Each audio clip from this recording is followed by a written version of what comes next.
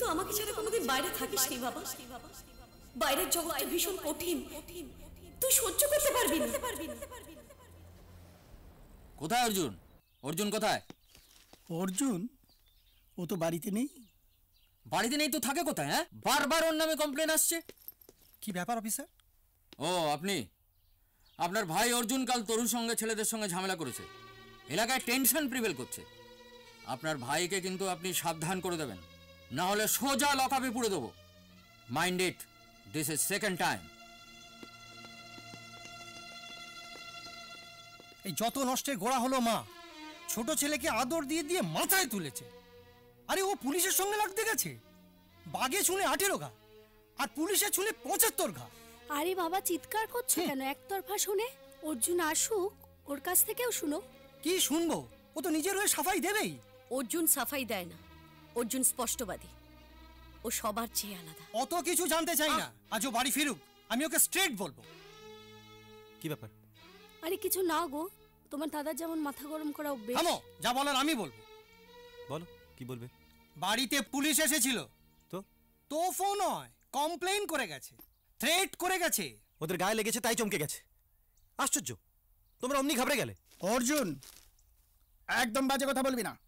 আজ বাড়িতে পুলিশ এসেছিল, তোর জন্য আমাদের মাথা হেট হয়ে যাচ্ছে।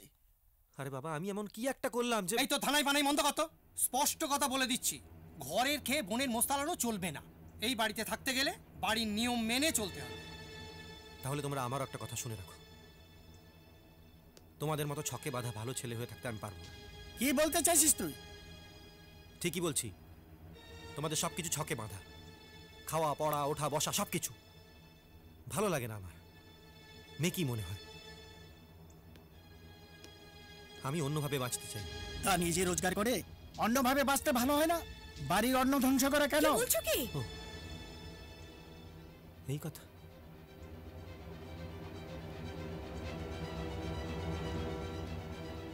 তুমি কি বললে অর্জুনকে? কেন বললে কথা?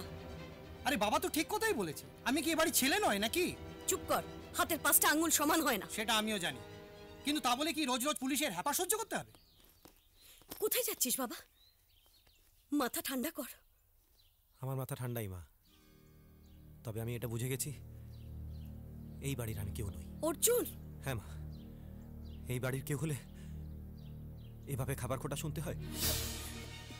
বাজে কথা বলিস না, যা ভেতরে যা, নিজের ঘরে যা। বেকার ছেলে নিজে কিছু হয় না মা, চলি। অর্জুন! ওকে যেতে দাও মা, ওর যখন পেটে টান পড়বে না ও ঠিক। শুনলে তো মা, চলি। তোমার কাছে তোমার ভালো ছেলে থেকেই গেল। তুই তো আমাকে ছাড়া কোনোদিন বাইরে থাকিস নি বাবা। বাইরের জগৎটা ভীষণ কঠিন, তুই সহ্য করতে পারবি না।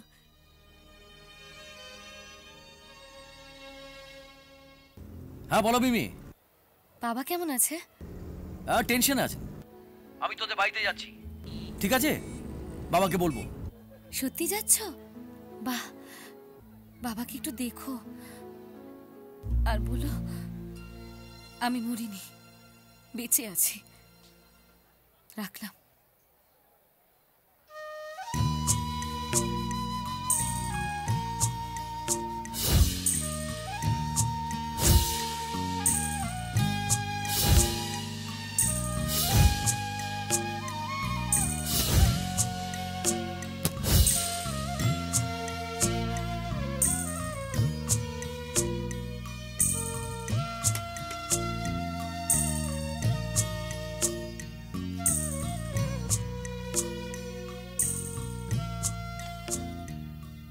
মিশু, চা।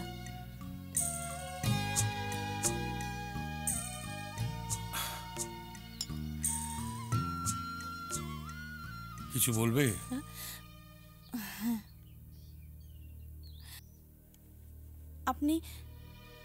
আপনি মিমি দিদিকে বাড়ি ফিরিয়ে নিয়ে আসুন।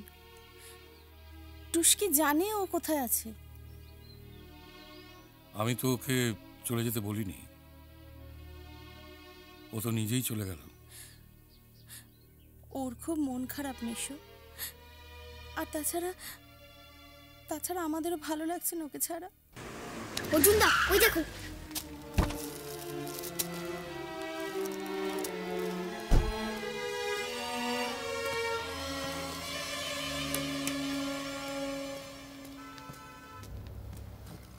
অনিদা, অনিদা, বলো। ঘরটা দেখে এলাম, আমার থাকার পক্ষে আইডিয়াল একদম। তোমার পছন্দ হয়েছে তো? অপছন্দ হলো থাকতাম আমি। আর এখানে থাকাটা শুধু তোমার জন্য নয়, আমার জন্য। যাক বাবা, নিশ্চিন্ত হলাম। দেখি এবারে ফণী সরকেল কি করে। কিন্তু একটা কথা, এখানে থাকবো আমি, কিন্তু তার জন্য একটা শর্ত আছে। তুমি কাউকে আমার পরিচয় জানাতে পারবে না। তোমার একমাত্র পরিচয় তুমি আমার ভাই। গুলি করেছে তো থানায় নিয়ে যাওয়ার কি দরকার ছিল? নাও, হ্যাঁ, তাহলে খেয়ে টাকাগুলো নাও। প্রত্যেক মাসে নিচ্ছেন। সবটা খেয়ে নেবে, একটাও যেন পড়ে না থাকে, কেমন? হ্যাঁ, চেঁচামেচি করতে হয় কেন? ভালো লাগে না আমার একদম। রাখছি। আরে এই যে অর্জুন, কেমন? আরে চোরের বাচ্চা, কিছু একটা দে না রে। দিচ্ছি বস। খাও। না ঠিক আছে। আরে কিছুই তো খাওনি, কি ঠিক আছে? এই প্রথম আমার বাড়িতে এলে কিছু একটা খাও। হ্যাঁ, খাও খাও খাও। হ্যাঁ। আচ্ছা অর্জুন, নিজেকে এভাবে নষ্ট করছো কেন বলো তো? আমার জীবনে কোনো কষ্ট নেই, তাই নষ্টের প্রশ্নই আসে না। আমার বয়সে যখন পৌঁছবে তখন দেখবে এভাবে ব্রাইট ফিউচারের ছেলেদের মিসইউজ হতে দেখলে কি কষ্ট লাগে। আপনাকে কে বললো আমি নিজেকে মিসইউজ করছি? করছো করছো, বুঝতে পারছো না? তোমার মতো ছেলেদের কাছ থেকে সোসাইটি কত কি এক্সপেক্ট করে। এক্সপেক্ট করলে তো আর হয় না, কাজের জায়গা করে দিতে হয়। দেখো, কাজের জায়গা করে দেবো বলেই তো তোমায় ডেকেছি ভাই। অর্জুন সব মাঠে খেলে না স্যার। তোমার খেলার যোগ্য মাটি তোমায় দেবো? দেখে তো মনে হয় তুমি এলেবেলে ঘরের ছেলে নাও, বেশ একটা স্পার্ক আছে তোমার মধ্যে। হ্যাঁ হ্যাঁ। আচ্ছা অর্জুন, এই যে মারামারি, দাঙ্গাবাজি, ঝামেলা, হুজ্জুত, এসব ভালো লাগে তোমার? না লাগলেও করতে হয়। হ্যাঁ, কিন্তু তুমি আমার টিমে চলে এসো, তাহলে এইসব রোদ বৃষ্টি ঝড় ঝাপটার হাত থেকে বাঁচতে পারবে। কেউ তোমার একটা ছিটতে সাহস পাবে না। লোম ছিটতে সেই সাহস এখনো কারো হয়নি। গায়ে হাত দিলে সেই হাত আমি ভেঙে দিই, দেখলেনি তো? দেখেছি, সেই জন্যই তো আমায় তোমার পাশ নিতে চাইছি ভাই। তুমি শুধু একবার হ্যাঁ বলো। চলি। আরে কি চলি? এটা হ্যাঁ না কিছু তো বলে দাও। সময় লাগবে, ভাবতে সময় লাগবে।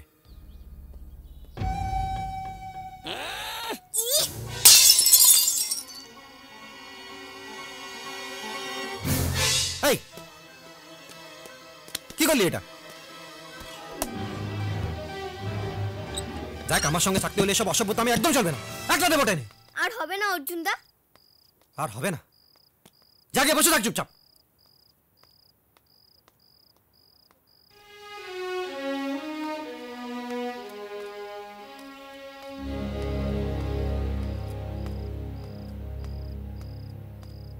স্যার আপনি? তোমাদের সঙ্গে আলাপ করতে এলাম। এলাকায় থাকতে গেলে তো এলাকার মানুষের সঙ্গে পরিচিত হওয়া দরকার, কারণ আপদে বিপদে তোমরাই তো এগিয়ে আসবে, তাই না? স্যার এটা আমার ফাস্ট ফুড সেন্টার। বাহ, এখানে খুব যত্ন সহকারে খাবার দাবার দেওয়া হয়।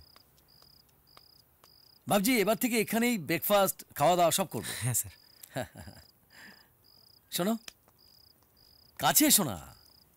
বলছিলাম কি, তোমার হাতে টিপটা দারুণ। এই স্যারের পা ধরে ক্ষমা চেয়ে নে। এই না না না না না না, স্যার আর হবে না, আমার ভুল হয়ে গেছে। দুঃখ পেয়েছো তো? তাহলেই হবে। মানুষকে ভালোবাসতে শেখো। হ্যাঁ, আজ থেকে আমরা বন্ধু। হ্যাঁ।